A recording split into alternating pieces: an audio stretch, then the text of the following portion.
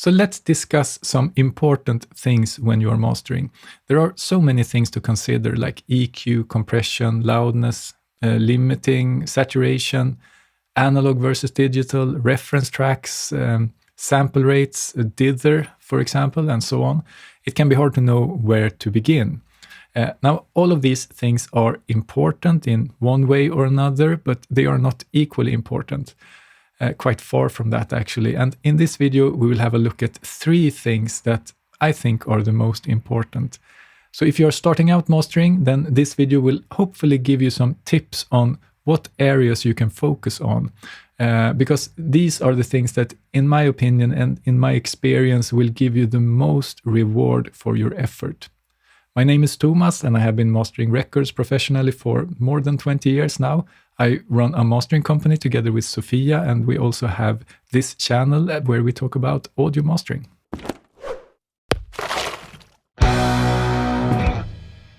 This video is about the actual processing that you can do when mastering in order to make the mix sound better. There are also other very important things like monitoring and overall workflow, but I will not talk about these things in this video. But the things that I will discuss are the things that, in my experience, will have the biggest impact on making the master sound better. And I know this can be a bit of a struggle until you get the hang of it. And I have noticed this both from my own development as a mastering engineer and also from teaching mastering. But the payoff is huge if you do the work and practice these things. I can promise you that. So let's start with the first important step towards a great sounding master. And that is to set the overall tonal balance. And setting the tonal balance is about deciding how much bass, how much mids, and how much highs should there be in the master. And there is no correct answer to this, because a great sounding record can sound amazing in many different ways. But there is usually a sort of window of acceptance where most listeners will agree that a record sounds good. If you go outside this window, then the mix or the master or the record can sound too boomy or too bright or too muddy or too thin and so on. And so you generally want to stay within this window of acceptance when you're mastering.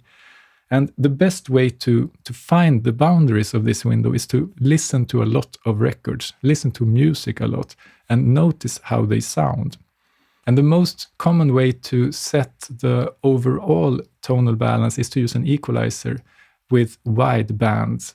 You can get very far by using an EQ with a low shelving filter, a high shelving filter, and then maybe 1 or 2 wide peak bands in the mids.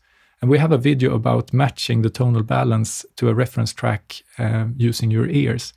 And you can watch that if you want some more details on how to do this in practice. Sometimes you will find that it's very difficult to find the right tonal balance. An example can be if you have a mix that sounds like it needs more high end because it sounds undistinct or it lacks clarity. But if you increase the high end, then it gets too bright and it will be painful to listen to. And this is a quite common scenario, and it leads us to the second important thing that you can do while mastering. And that is to identify resonances and build-ups. Resonances and build-ups are narrow frequency areas within the mix that contains a lot of energy. And it can make the mix sound boomy or muddy or hard or harsh or brittle or other things, depending on where the resonances are located in the frequency spectrum. And they can also mask the surrounding areas. And an example can be when there are resonances in the upper mids in the 2 to 5 kilohertz area. This is the area where our ears are the most sensitive. And if there's too much energy there, then the sound will be both fatiguing to listen to, and it will also mask the surrounding areas. So the high end will not sound as present, and the mids in the, say, 1 to 2 kilohertz area will also sound more anonymous.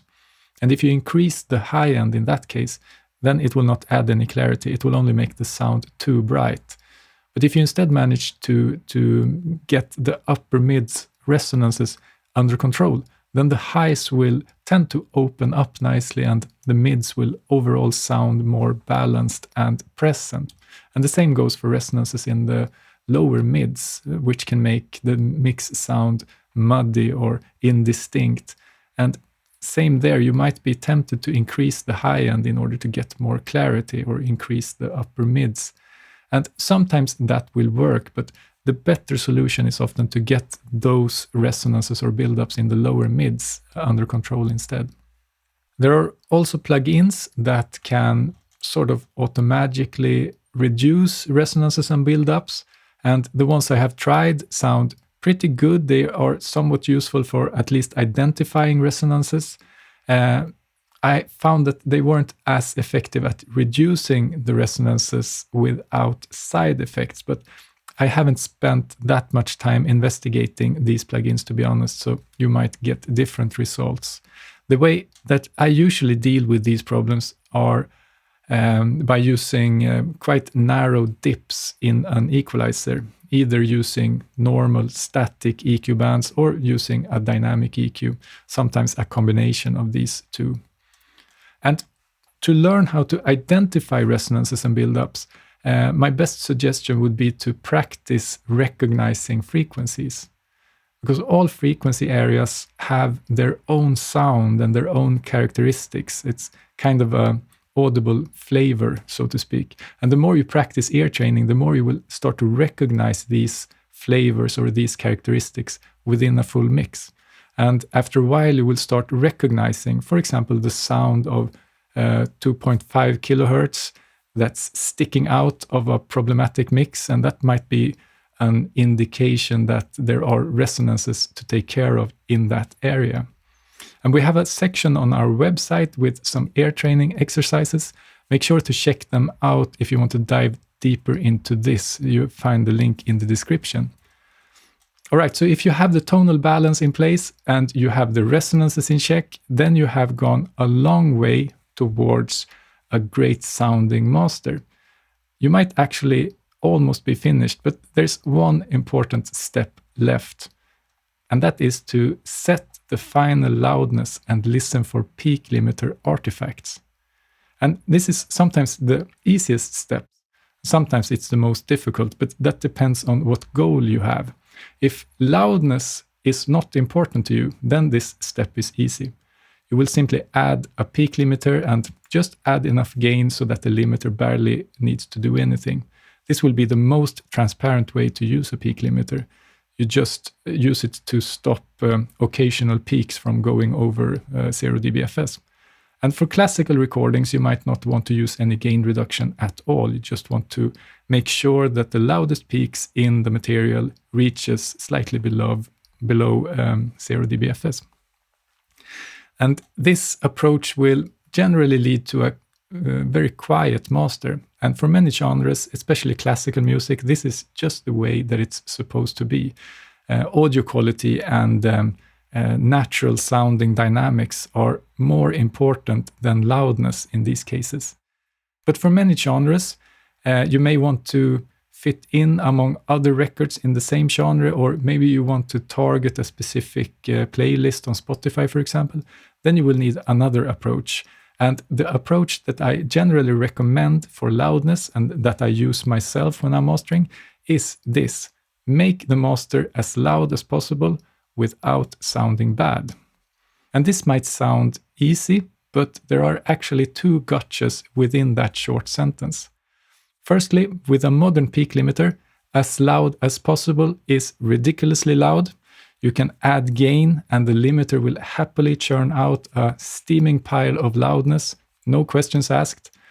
Secondly, without sounding bad is highly dependent on your ability to recognize the artifacts from peak limiting. So unless you are somewhat familiar with the common peak limiter artifacts, this can often lead to a very squashed master or a distorted master. And this is something that we have also noticed to be quite common when listening to masters from students. And the first step to recognizing peak limiter artifacts is to make sure that you can compare the limited and unlimited version without a shift in loudness. You need to use some sort of loudness matching. Because if you don't remove the loudness advantage from the limited version, then you will tend to prefer that version due to the loudness bias. Even if it sounds worse, it will actually sound louder but worse. That's quite a common problem when you are working without loudness matching. If you have followed this channel for a while, then I would guess that you already know this. If not, make sure to watch our video about gain staging, which has a good overview of this. And the 4 main artifacts from peak limiting, they are distortion, softening of transients, thumping, and shifts in the tonal balance. And peak limiting in mastering is mostly about minimizing these artifacts. If you, for example, tweak the look ahead of your peak limiter, then that will often let you choose between distortion at the one end and softening of transients at the other end. And there's usually a sweet spot somewhere in the middle. And if it's not possible to find good settings, then the best way is usually to just use less peak limiting. And when you have minimized all the artifacts, or at least made them acceptable to your ears, then you have also found the optimal loudness of the master. So these are the 3 most important steps towards a great sounding master, at least as I see it. When these areas are in place, tonal balance, resonances, and loudness, then the master is, in my experience, somewhere between 80 to 100% there. So in my opinion, these are the areas that you will benefit the most from practicing. I could make an analogy to building a house.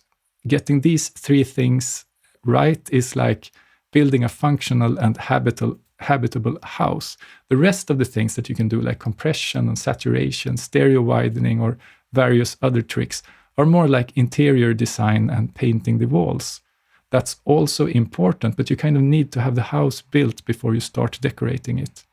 And dither, that's like plumbing. It's necessary for the function of the house, but for most of us, it doesn't really matter what color the pipes are, especially if they are hidden inside the walls and under the floor.